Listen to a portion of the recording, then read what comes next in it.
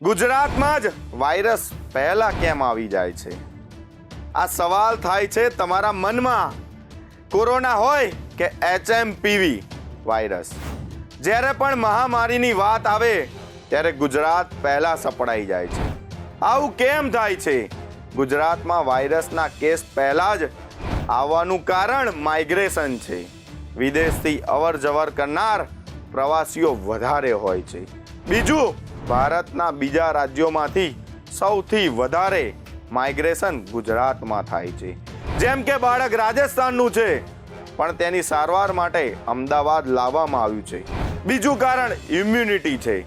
ગુજરાતીઓનો ખોરાક, લાઈફસ્ટાઈલ, ઓછી નીંદર, આ બધા જ કારણે ઇમ્યુનિટી ડાઉન રહે છે, એટલે વાયરસનો ચેપ તરત જ લાગી શકે છે. ત્રીજું કારણ હવામાન. ગુજરાતનું હવામાન બેવડી ઋતુનું છે.